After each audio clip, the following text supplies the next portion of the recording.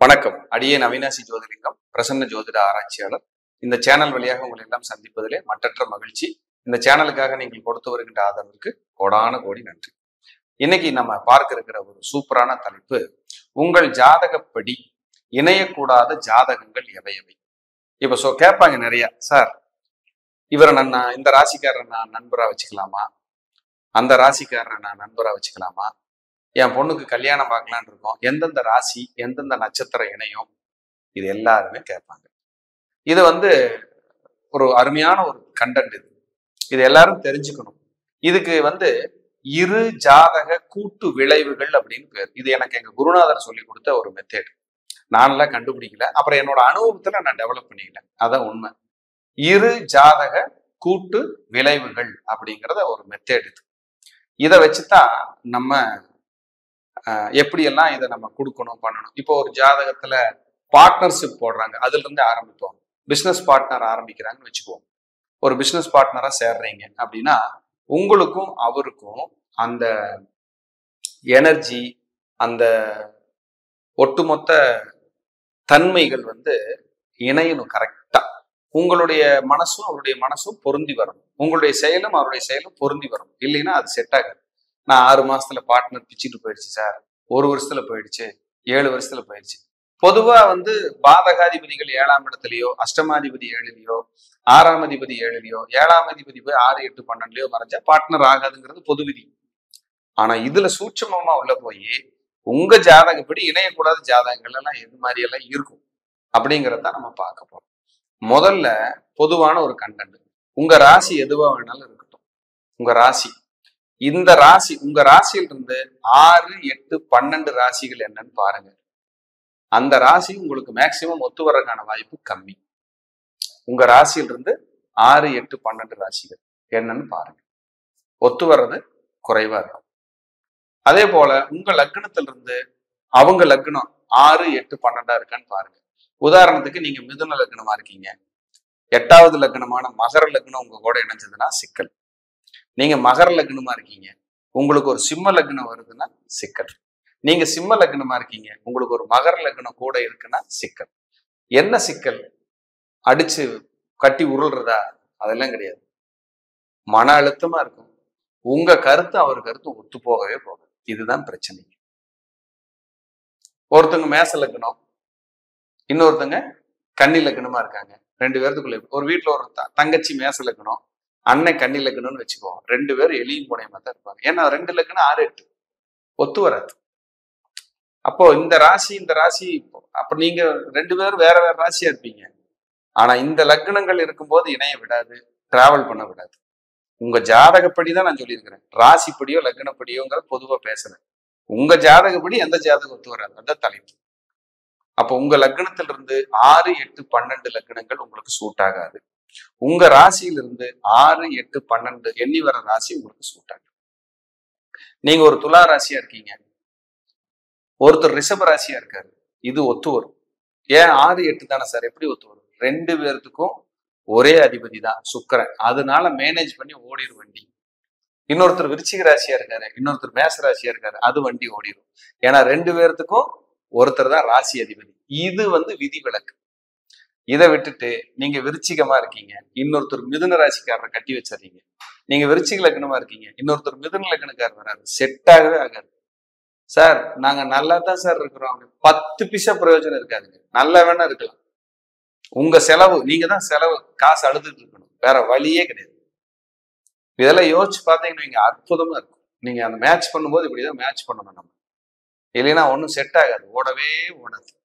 இதை விட டெக்னிக்கலா சூட்சமா உங்களுக்கு இன்னொன்னு சொல்றேன். உங்களுக்கு ராகு எங்க இருக்குன்னு பாருங்க உங்க ஜாதகத்துல. அந்த ராகு இருக்கிற இடத்துல பார்ட்னர் அல்லது மனைவிக்கு யாருக்காவது சந்திரனோ, சூரியனோ, செவ்வாயோ, சனியோ இவங்கெல்லாம் இருந்தாங்கன்னா இவங்களால உங்களுக்கு தலைவலிதான். உங்க ராகு இருக்குமில்ல உங்க ஜாதகத்துல. உதாரணத்துக்கு ஒருத்தருக்கு கடகத்துல ராகு இருக்கு. இப்ப கடகத்துல யாருக்காவது சந்திரனோ, சூரியனோ, செவ்வாயோ, சனியோ இந்த மாதிரி ரொம்ப கடுமையான பாவிகள் உட்கார்ந்துக்கிறாங்க, ராகுக்கு பிடிக்காத ஆள், அதே கடகத்திலேயே இருக்காங்கன்னா, உங்க குடும்பத்துல இப்படி ஒரு நபர் பிறந்துட்டாங்க, கூட ஒருத்தர் இருக்கீங்கன்னா உங்களுக்கு மேட்ச் ஆகவே ஆகும். அவரோட கேரக்டர் கருத்து வேற, உங்க கேரக்டர். நீங்க என்ன நல்லது சொன்னாலும் அது விஷமாத்தான் உங்களுக்கு தெரியும். பிறந்துருச்சு, என்ன சார் பண்றது? ஒண்ணுமே பண்ண முடியாது, அனுபவிச்சே ஆகணும். சில பரிகார முறைகளால், சில தோஷ நிவர்த்திகளால், சில இறை ஆலய வழிபாடுகளால் குறைத்து கொண்டு வாழும் அப்படிங்கிறதா உண்மை. ரொம்ப மிராக்கிளா இருக்கு இந்த சப்ஜெக்ட் எல்லாம், சூப்பரா இருக்கும். இந்த இரு ஜாதக கூட்டு விளைவுகள்னு சொல்லக்கூடிய ஒருத்தர் ராசியில் இன்னொரு இப்படி இருந்தா எப்படி அப்படின்னு தான் பார்க்க போறோம். இப்படி வச்சுக்கோமே, ஒருத்தருக்கு இதுல மீனத்துல சுக்கிரன் இருக்காரு, மீனத்துல சுக்கிரன் இருக்காரு. உங்க லைஃப் பார்ட்னருக்குன்னே வச்சுக்கோமே, மீனத்துல சுக்கிரன். அதே மீனத்துல அங்க யாருக்காவது சனி இருக்குன்னு வச்சுக்கோங்க. சனி சுக்கிரன் சேர்க்கைய ஒரு நல்ல இணைவு, நல்ல ஒரு உயர்வை கண்டிப்பா கொடுக்கும். அப்படி வந்துட்டா அந்த லைஃப் பார்ட்னர் வந்ததுக்கு அப்புறம் உங்க லைஃப் வேற லெவல்ல போயிட்டே இருக்கும். ஒருத்தருக்கு கண்ணியில சனி இருக்கு, 80 81 பிறந்தவங்களுக்கு கண்ணியில சனி இருக்கும். ஒருத்தங்களுக்கு கண்ணியில சனி இருக்கு. கட்டிட்டு வர்ற பெண்ணுக்கு இல்ல ஆணுக்கோ கண்ணியில ராகுவோ கேதுவோ இருந்துருச்சுன்னு வைங்க, அந்த பொண்ணு வந்ததுக்கு அப்புறம் பாருங்க, உங்களுக்கு தொழில்ல வேலையில சிரமங்களை கொடுத்தே தீரும். அப்ப பொருத்தம் பார்க்கறது மட்டும் இங்க முக்கியம் இல்லைங்க, அது என்ன மாதிரியான கிரக பொருத்தம் பார்க்கணும். கிரகத்துக்கு பொருத்தம் இருக்கு சார், கிரக பொருத்தம். நீங்க பிசினஸ் பண்ணுங்க, எல்லாம் பண்ணுங்க, இது நிக்கும். அகஸ்மாத்மா 10 ஜாதகத்துல ஒரு ஜாதகம், ஒரு ஜாதகத்துக்கு நட்பு கிரகங்களோட அவருக்கும் உங்களுக்கும் இங்க கனெக்ட் ஆயிடுச்சுன்னா உங்க வளர்ச்சியை தடுக்க யாராலையும் முடியாது. நீங்க ஜாதகத்தை ஓரமா வச்சுட்டு வேலையை மட்டும் பாருங்க, ஜெயிச்சுக்கிட்டே இருப்பீங்க. இதுதான் சத்தியம், இதுதான் உண்மை. அப்போ நம்ம அதை ஃபாலோ பண்ணணும், பார்க்கணும். சார் இதெல்லாம் பார்த்துட்டு இருந்தா தொழில் பண்ண முடியுமா சார், என்ன பேசுறீங்க அப்படின்னு கேட்கலாம். சிலருக்கு தோணலாம், கண்டிப்பா தோணும், அது உங்க பிரச்சனை. ஜோதிட விதிகளை சொல்லணும், இருக்கிறத சொல்லணுங்கிறது என்னுடைய கொள்கை. இதை நான் சொல்லியிருக்கேன். அது உங்களுக்கு பிடிச்சிருந்தா நீங்க ஃபாலோ பண்ணலாம், இல்லைன்னா தள்ளி விட்டுட்டு அடுத்த வீடியோவுக்கு நீங்க போய்க்கலாம், தப்பே கிடையாது. ஏன்னா எல்லாருக்கும் எல்லாம் பிடிக்கும்னு சொல்ல முடியாது. நான் பேசுறது 10ல் 5 பேருக்கு பிடிக்கலாம், 5 பேருக்கு பிடிக்காம போகலாம். அப்ப உங்களுக்கு பிடிக்கிற கண்டென்ட்டை பேச முடியாது, எல்லாருக்கும் தேவைப்படுற கண்டென்ட்டை நான் பேசுவேன். இதுதான் உண்மை, இது ரொம்ப முக்கியம். இன்னைக்கு ஜாதகத்தை எடுத்துட்டு ஆபீஸ்ல சார் 3 வருஷமா கூட வச்சிருந்தேன், துரோகம் பண்ணிட்டான், 7 வருஷமா கூட தான் இருந்தான், என்ன பிரச்சனை பண்ணிட்டான், எத்தனை பேர் தெரியுங்களா பார்த்துட்டு போறாங்க. எத்தனை பிரச்சனைகளை சொல்லி அழுகிறது ஒண்ணுதான் குறையாது, அவ்வளவு கஷ்டத்தை சொல்லிட்டு போவாங்க. ஏன் முதல்லயே நம்ம சரி பண்ணிக்கிட்டா எந்த டிஸ்டர்ப் வராது. உங்களுக்கு குரு இருக்கிற இடத்துல உங்க முதலாளி வர்றாருன்னு வச்சுக்குவோம், இல்ல உங்க உயரதிகாரி வர்றாரு, அங்க அவருக்கு சூரியன் இருந்துட்டா உங்க 2 பேருக்கு மேட்ச் ஆயிரும். உங்களைத்தான் அவருக்கு ரொம்ப பிடிக்கும், உங்களைத்தான் அவருக்கு பிடிக்கும்.